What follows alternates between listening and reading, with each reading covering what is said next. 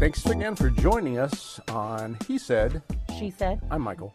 I'm Jamie. And we want to welcome you to the show. The last time we talked about online dating, and we got into a variety of different subjects with online dating. Kind of the final part, and I want to transition to some of the things we did talk about, was do you think they're successful, or do you think online dating is just a failure? I think that the success rate is very low. Is it based on personal experience, or did we do a statistic? Personal experience. I mean, I think that you can find some success. I've probably, wouldn't know how many people I interacted with on there. Quite a few, but maybe, I don't know, if I had to put a number, like maybe 50. Let's say it's 50. I'll take that. I'll accept that. Yeah. 50 people. But maybe there's actually maybe 3 or 4 interactions I had that probably continued beyond, 2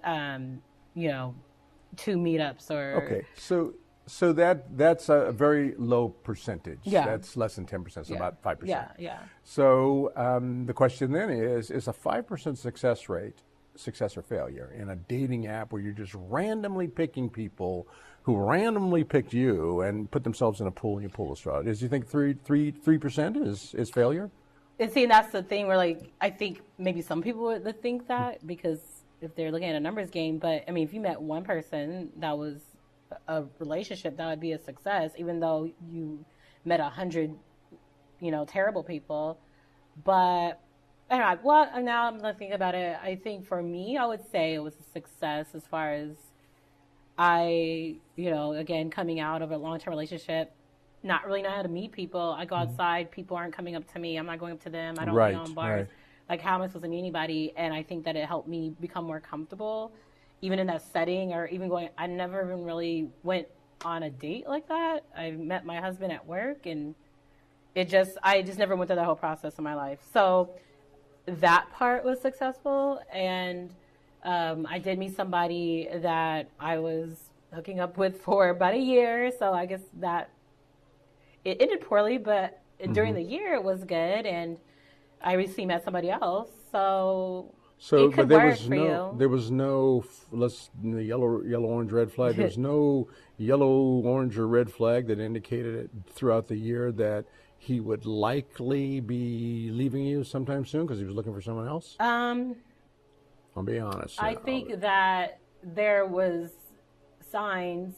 I wouldn't even say a flag. I mean, just outright what he said. Like, he made it clear that he was not looking for a commitment. So that's not a flag, that's a flare. Yeah, like that's a big old giant flare into the night. And that was the agreement. But I think that this person gave mixed signals because he would say things or try to make plans for the future that implied differently, even though he verbally was saying it. So it was really confusing. Like, you're saying you don't be in a relationship, but then you're talking about doing other things. So now there's 2 things that came up. One of them that made me think of that we're going to get into. Another one I want to try to bring up a little bit later. But men and women see things differently. I don't know that any of them are necessarily more honest than the other, but I personally see things completely differently. I see things more scientifically. So when you dated somebody, and you were dating them for a year, and you had your intention or your goal was to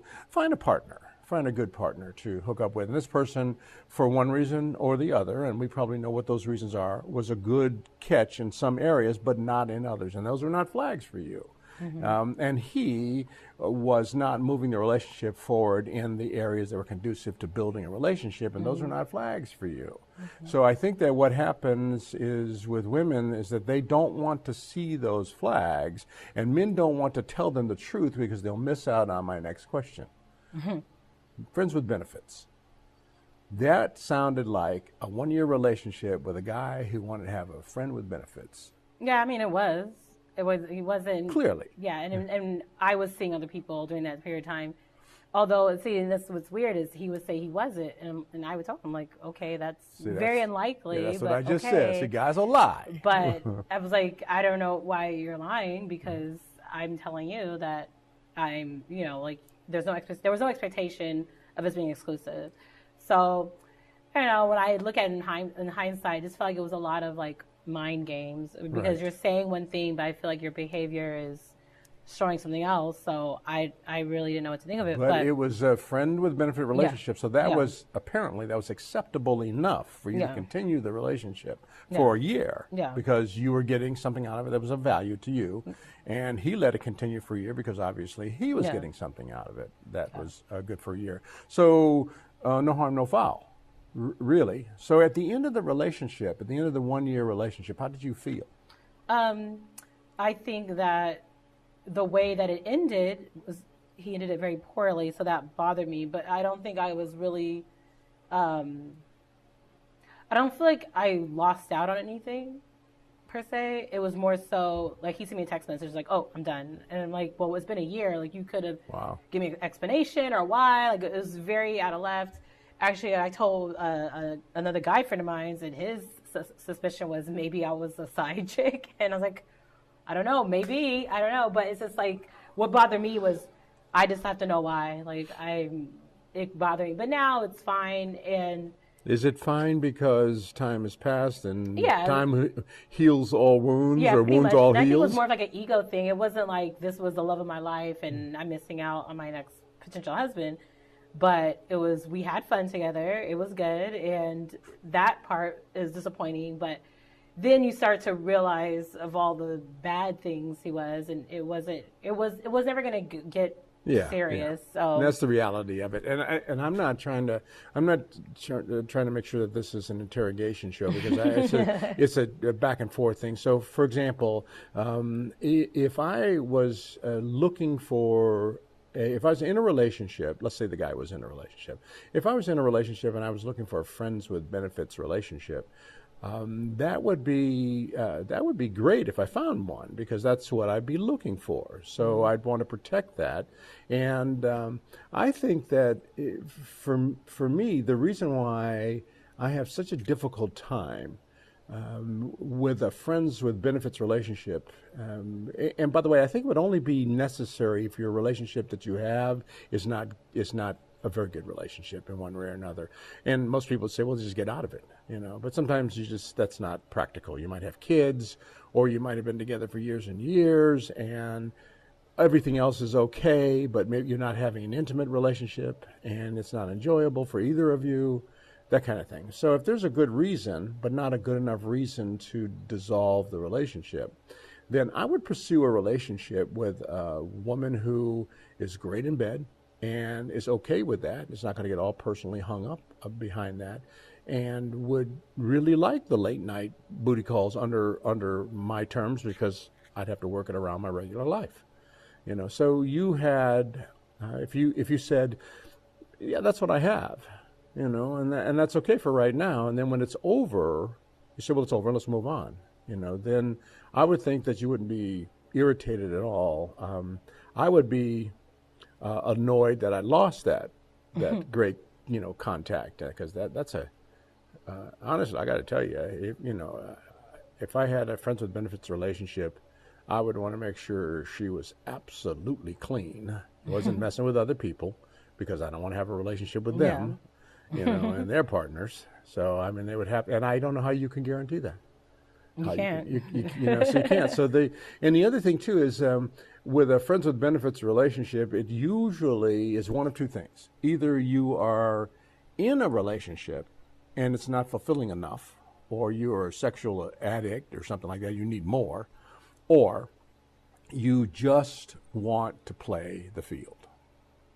It seems like that's a good reason for a friend with benefits relationship. You don't want the commitment, but you want to, you play the field. So if you weren't looking to play the field and you weren't in a relationship that wasn't fulfilling, there must be a third option that kept you in it. Well, I mean, for me, I guess I was just getting out of a relationship and just I wasn't ready to be just by myself. So, and I mean, I wasn't really, I think in the beginning, I guess I was playing the field, but, you explore, but the longer I was with him, the more I started to push away other people that I had met or had seen. Right. I mean, but part of me just wanted, the benefit was not just the sex, the benefit was just having somebody there. That's right. But I don't think I really wanted I really didn't want a commitment, and I still don't right now. I just think I think that would be a mistake. So there's nothing really wrong with it under your circumstances, under the conditions you laid out. There's nothing really wrong with that. I think it just has to be an understanding, and I felt like the one thing I didn't like about it is, yeah, the sex was good, but I also would like to go out and do things. I told him, I was like, it'd be nice for us to, actually do something. Go to dinner, go to a movie, go to a concert, go to a park. It was like one year we went to one movie and to dinner once. So that was the disappointment. But if I had that, I would have been fine. And you could have maintained that relationship for. Nobody can predict the future, but you could have maintained that kind of relationship until you decided now it's time for a steady relationship. The only thing for me, I feel like, because there was somebody else that I had been seeing, but not as frequent. So the guy that I saw for a year, there was things about him that I liked. I was attracted to him. So I think that is something different, because if he said, let's make this more serious, I would have gone for it. Mm-hmm. But this other guy I was seeing, because I had fun with him, but I saw him as pretty much like a complete loser. Right. It's actually easier in that scenario not to become serious, because there's no way I can bring this guy to my family. There's no way like I would ever like live with this person or anything. So I feel like actually it's easier for me to have that relationship with somebody who I think is just a totally almost terrible person. But so I'm going nuts here. I mean, you can, if they could see me, I'm sitting with this big old grin on my face. I'm saying, red flag, yellow flag, green flag, orange flag, purple flag. I mean, flags everywhere, guns going off. So you got a relationship, and this is just not just you. This is a lot of women that I know and a lot of men that I know. They get into relationships that are obviously not good relationships, obviously going nowhere. Yeah. But something in it, let's say, for example, the sex is good. And that, by the way, that is a big number, that big high on the list thing that's got to be good. Yeah. Because people are people and we all enjoy pleasure. Yeah. So if the sex is really good, and depending on how really good it is, you'll put up with a whole bunch of stuff. Mm-hmm. But you'll put up with, not just you, but people will put up with abusive relationships. They'll put up with the people who are not very moral or ethical, or not the same, don't share the same, standards as them, because the sex is really good. Yeah. Let me ask you a question: the good guy or bad boy? Because there's good guys out there, really nice guys out there that may be considered or classified as pretty boring. And then the bad boys are great physical, pounded down lovers, and they do everything kind of whatever, but they got no class whatsoever. You wouldn't take them home to meet your family, but you're having some big time fun with them. When we come back, it might be nice to find out what we think about relationships, like relationships with a good guy, or bad boy. May-December relationships, that's also kind of an interesting subject. And just the whole concept of people who are in relationships that they get into and they stay into that they shouldn't be in. So what do you think? You want to come back next time? Yeah. All right. So thanks for joining us again on He Said, She Said. We'll see you next